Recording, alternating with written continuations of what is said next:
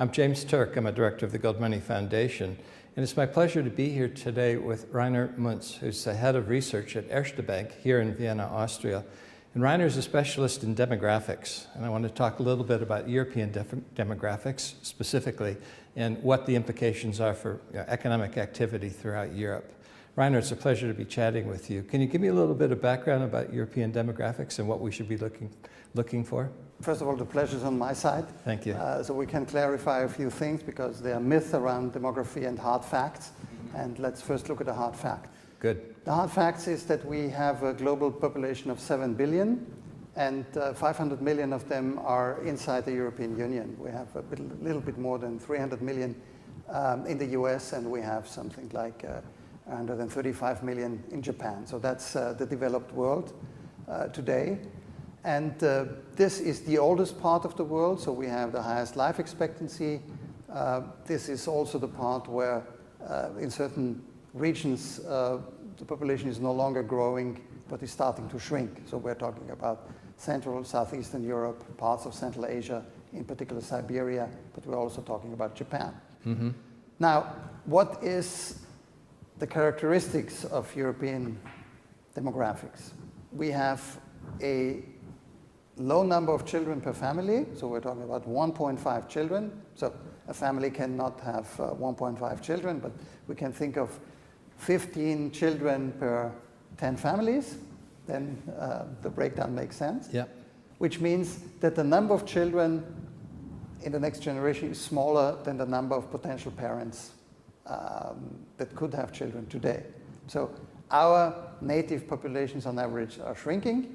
We just don't see that because there is a fairly high amount of immigration from other parts of Europe and the world into the European Union, just like we have immigration into the United States, Canada, Australia, and so on.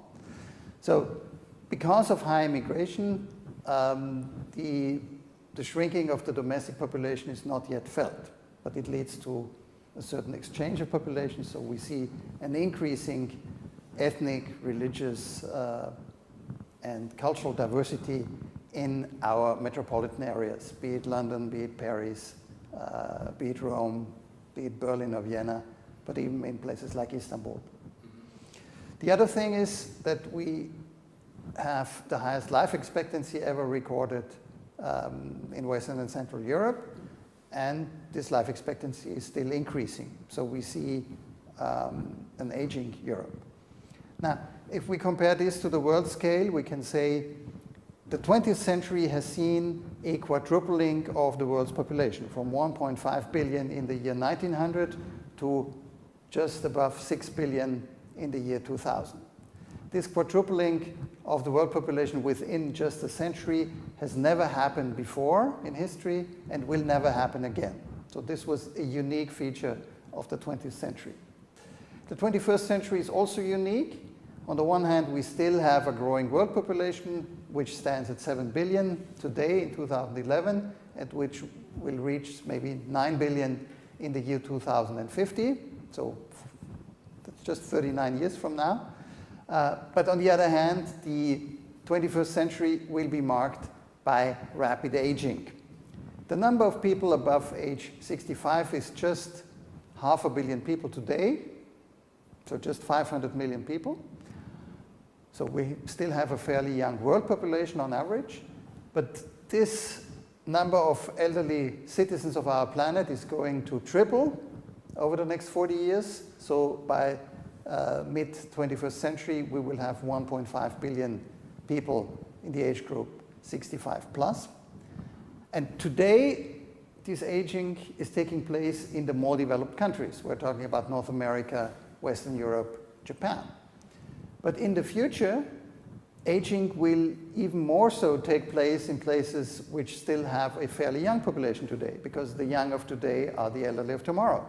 So aging in the 21st century will definitely also be an issue for places like China, like India, like Indonesia, like Brazil, and a few other emerging markets. And so they are confronted with a situation which comes much more rapidly and advances much more rapidly than in Europe.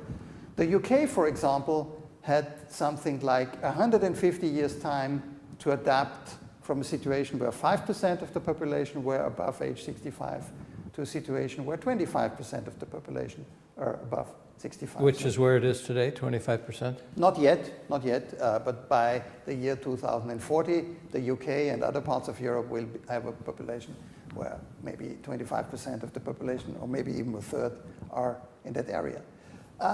In China, it's just a matter of 50 years. Yeah. In a few other countries, the period is even shorter. So in China, because of the one-child policy, we have rapid aging that is about to come. And as the Chinese have managed to bring down the average number of children in their families, not just to 1, but to 1.6 children per family, or let's say 10 families having 16 children altogether, that's something. So aging is just looming around the corner. This has let's focus on Europe first. As aging becomes more of an issue in the sense that a larger and larger percentage of the population are over 65, that obviously has an implication to government finances. Are governments addressing what is likely to be the impact on their finances from an aging population and the social programs that people are expecting? Aging has two effects. A smaller number of children means that our expenses for family policy, but also for education, are not growing to the same extent as they would if there would still be a baby boomer generation around in our educational system. So there are savings in the younger generation, at least relative to the GDP development. And on the other hand, a larger number of elderly citizens means usually a higher expenditure on pensions, on healthcare, and on a few other age-related issues, like daycare or mobile care that comes to your home. Now, I think there are two caveats. The one caveat is the pension age is not related to biology, but is related to a legal system that defines pensionable age either at a given age or in terms of years that you have contributed to a pay-as-you-go system. So this is something that can be changed. There is popular resistance to it, but the general trend in Europe is to increase actual retirement age, but also to have a higher statutory retirement age. Which is logical as life expectation increases to have a later retirement age? So it's kind of logical. Still yet, life expectancy usually grows more quickly than governments are able to adapt retirement age. So this favors retirement and pension systems like in Scandinavia that have a demographic factor built in, so where the adjustment is made automatically. The other caveat is that there is no functioning labor market for elderly citizens in many parts of Europe. So by just increasing retirement age without having labor market reforms, we're just shifting the problem from the pension insurance to the unemployment insurance. I think it's important also to address this. A higher retirement age where people actually really work longer and then retire later, so contribute for more years into the system and take out during a smaller period of time, is something that requires a different wage curve over a life cycle. So not so steep increases related to age or to tenure with a certain employer. It also requires a much higher training effort, because if you are 60, on average, you have left the school system some 40 to 45 years ago, and the knowledge that you acquired during your educational period usually is no longer valid, or at least part of this knowledge is no longer valid. So the question is how to bring fresh knowledge into the brains and how to bring fresh motivation into the hearts and minds of people whom we expect to work longer. So the question is about incentive structures on the one side, but it's also about keeping people productive and employable on the other hand. As the EU has become more harmonized, has there been a movement toward labor reform or more flexibility in terms of labor, or is it still pretty much stuck in the old systems where there isn't that flexibility necessary to adjust to demographic changes? The European Union represents a common labor market, so there is a freedom of not only establishment but also access to the 27 national labor markets. But we don't have a harmonized system when it comes to taxation, to social security, to labor laws. This is still in the realm of the 27 member states, and there's not much of a harmonization going on. We also still have 27 different pension systems in Europe. The unions tend to be national within one country. None of them are pan-European? The union acts as national players, but so do the employers' associations. I think that's the same. And there is very small legislation coming from Brussels into that area. The role of unions and employers when it comes to pension or to retirement systems is very small at the European level, but still very strong at national or member state level. Is there any relationship between demographics and economic growth? Normally you could say a larger amount of people would create more demand and could lead to growth, but it very much depends on the age structure of people. So usually when we have a declining fertility, initially declining fertility, and the number of dependent children in relation to the number of adults is decreasing, and the number of people in their productive ages is increasing. There's a so-called demographic dividend that could be reaped, which means that people have to pay less attention on time and money spent on children, and so a capital stock can be built up, and society and the economy can invest more in fixed capital goods or in infrastructure. Yeah. Now, this is a window of opportunity that closes when this large generation of people in productive ages reaches retirement age and wants to go into pension. So the question whether a country and a society and the economy can reap the demographic dividend totally depends on the investment climate, the rule of law, also the human educational skills, system, the educational system, the skills available. But China is a good example for such a transition. The Chinese one-child policy has dramatically reduced the number of births in China, and so we have now a fully productive generation of people in their 30s, 40s, and 50s who have given birth to much smaller numbers of children than their parents and grandparents. But the big question in China is, will they become rich first, or will they gray first, or become old first? And China has not yet implemented a pension system that would cover the totality of its adult population. So it's still a minority-based system, minority meaning it's aimed at middle-class people living in cities, but the people living on the countryside still are not covered by this system. So they rely on themselves and their family rather than in Western countries where people are increasingly relying on government. More than half the world population lives in countries where there is no universal pension or retirement system, so these people have to rely on their own ability to earn money or produce goods and services, and at the same time they have to rely on the help of their children. Extended families in a traditional sense. It's a traditional sense, but it can also mean in a post-traditional sense, because in countries like Indonesia or Turkey or Iran, we have seen a fairly dramatic drop in the average number of children that a family has, and many people have moved from rural areas into the big cities. So this is no longer a traditional economy and a traditional family system, but still support is expected from the children towards their parents.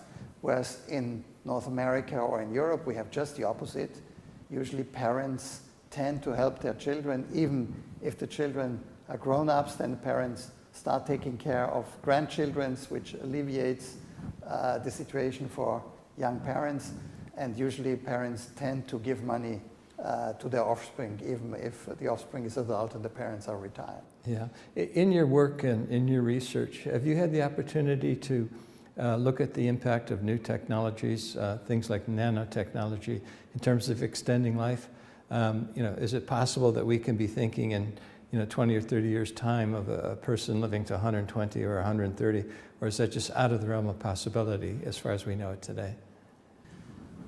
Genetically, a lifespan of 120 or 130 is possible because we have a few people living on our planet who are reaching 110, 150, and 120. It's a minority, but it shows that our genes would provide us for the means to do so before we talk about genetic engineering or anything that would interfere with this natural mechanism, which could also prolong our lifespan. Yeah, but I was referring to that age more as, not necessarily the exception, but as a general rule. Like we might view 65 today. I understand your question, but we should see first of all, today, our life expectancy increases by 6 hours a day, about 3 months a year, about 2.5 years per decade. It is at least the average over the last 150 years.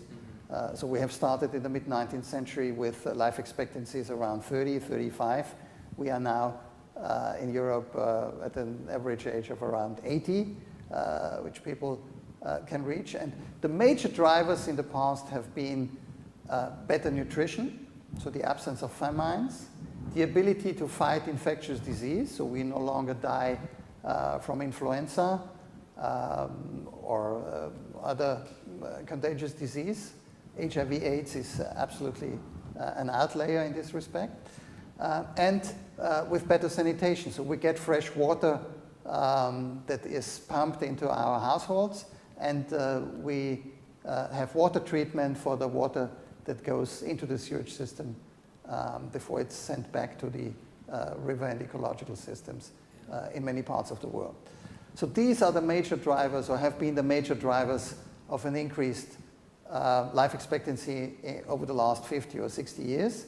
And it has first translated into a lower child, infant, and young adult mortality, meaning that paradoxically, the higher life expectancy during the first 20 years of this development has led to a younger population because of more children surviving and getting into adulthood.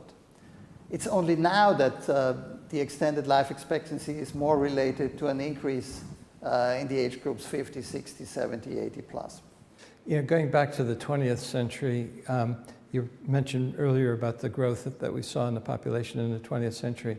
And that growth occurred despite the tens of millions of people that died in warfare and persecutions and things of that nature, and of which there were many in the 20th century.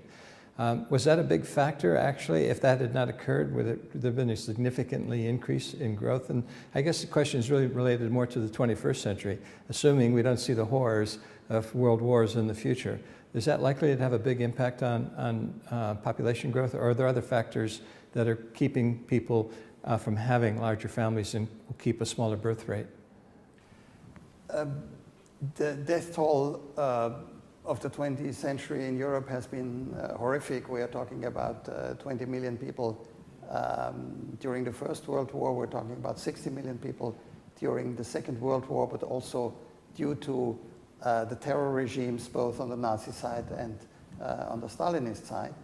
But if we combine 60 plus 20, that's 80 million people. And in the early 1990s, the world population was growing by just 90 million people per year. So to put it in perspective, we have to see that 2 world wars plus Nazi terror plus Stalinist terror have just been the equivalent of the world population increase of the year 1990. The same is with HIV/AIDS. We have maybe 3 million people actually infected. But when you compare this with today's 78 million people who are added every year to the world population, you still see that yes, it has an impact locally. The number of people in South Africa and Botswana and Lesotho is no longer growing because of high HIV infection rates. But no, it has no, say, lasting impact on the demographic situation of Africa or of the world as a whole. What has a lasting impact is fertility, because children that are not born today will not be potential parents tomorrow, and so you have an echo effect a generation later. And I think the main driver of population change in the 21st century, besides longevity, is this much smaller fertility. So about half the population of our planet today already lives in societies which have fewer than 2 children per family. And as soon as the world average falls below 2 children, the world population will stop increasing after a certain period of time. And this is why we can predict that world population growth will definitely come to an end during the 21st century. We'll stop at 9.5, maybe 10 billion people. And in the 22nd century, which seems far away, but which will start in 89 years from now, we will probably see a drop in world population. Even with people living longer because of technological developments, simply because of the growth rate indication? Even with people living longer, it's only if we would find a tool that would make us live forever that this effect would not take place. But I don't see that yet. What if China, though, were to change its policy? Instead of having a one-child policy, two-child policy. That has a profound implication simply because it's such a big portion of the world population, right? China will soon drop its one-child policy. I'm pretty sure about that, because the one-child policy has been fully effective. China has managed to avoid something like 400 to 500 million births over the last 30 years. So, at the same time, because of the strong preference for male children, there is a distortion, an imbalance between the number of young girls and the number of young boys, which further reduces the chances of children in the future, because it's the young girls that will give birth in 10, 15, 20 years from now. So we have an even more reduced number of potential mothers. And this will soon lead to a drop in the one-child policy in China. But the effect will be limited, as the future number of potential parents in China will be fairly small compared to the large numbers of potential parents that we had 20 or 30 years ago in China. Yeah, understood. This video is going to be viewed by thousands of people around the world. Are there any parting thoughts or comments that you would like to share with the viewers of this video about demographics or anything related to that? It's important to understand that the development of world population is also something that is related to progress. We have better living conditions. Poverty, despite the fact that the world population has quadrupled during the 20th century, has not increased. We only have 1 billion people who do not have enough to eat on a regular basis. We only have 500 million people who do not have constant access to treated or clean water. And the proportion of this population to the world population in total has not increased during the 20th century. So there is a sign of progress, because we can produce a lot more food than we used to be able half a century ago. Now, the question is more about the sustainability of this green revolution, the sustainability of our lifestyle. Because on average, we are already using on our global footprint something like 2.2 hectares per head. And the surface on the world only provides 1.8 hectares per person. And for a population that would be 2 billion larger than today's, we are going down to something like 1.4 hectares per person. So we already live at the expense of the next generation. And so I think it's important to develop our lifestyle into something that is more sustainable. And so we are not preaching to forego a good life, but I think we have to look for much smarter solutions. So on the side of energy efficiency, on the side of how we feed ourselves, what kind of food we are producing. Just to give a small example. Yeah, understood. That's why I'm very keen on the prospects of nanotechnology. It's sort of mind-boggling, some of the things that could happen, and I'm sure it will have an impact on things like food production and energy efficiency. I've been speaking with Rainer Münz, head of research at Erste Bank here in Vienna. Rainer, thank you very much for being with us. It's a real pleasure, and I appreciate you sharing this information with all of our viewers. My pleasure, and thanks for having me. Thank you.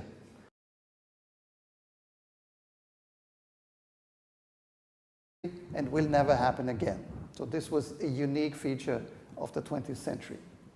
The 21st century is also unique. On the one hand, we still have a growing world population, which stands at 7 billion today in 2011, and which will reach maybe 9 billion in the year 2050. So that's just 39 years from now. But on the other hand, the 21st century will be marked by rapid aging. The number of people above age 65 is just 500 million people today, so just 500 million people. So we still have a fairly young world population on average, but this number of elderly citizens of our planet is going to triple over the next 40 years. So by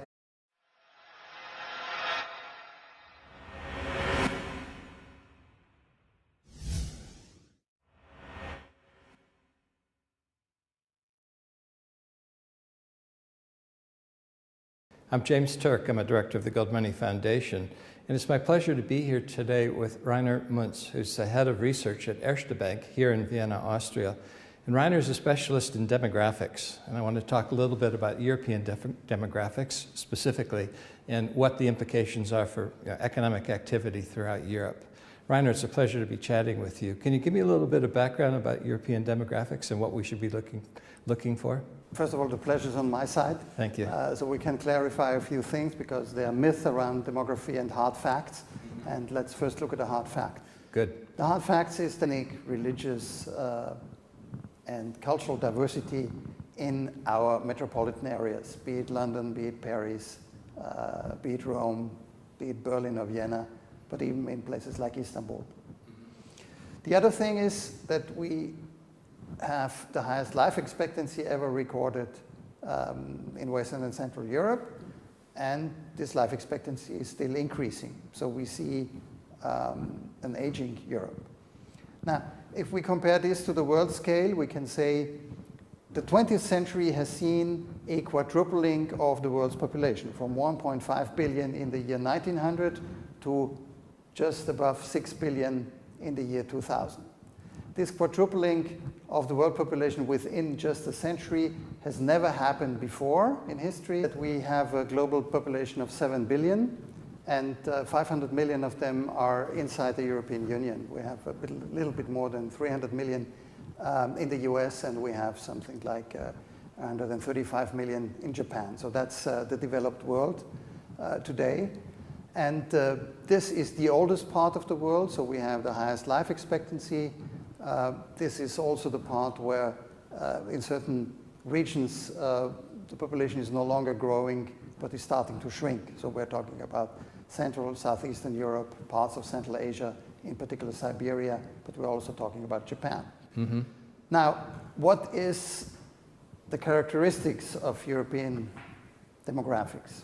We have a low number of children per family, so we're talking about 1.5 children. So a family cannot have 1.5 children, but we can think of 15 children per 10 families. Then the breakdown makes sense. Yeah. Which means that the number of children in the next generation is smaller than the number of potential parents that could have children today. So our native populations on average are shrinking. We just don't see that because there is a fairly high amount of immigration from other parts of Europe and the world into the European Union, just like we have immigration into the United States, Canada, Australia, and so on. So because of high immigration, the shrinking of the domestic population is not yet felt, but it leads to a certain exchange of populations. So we see an increasing ethnic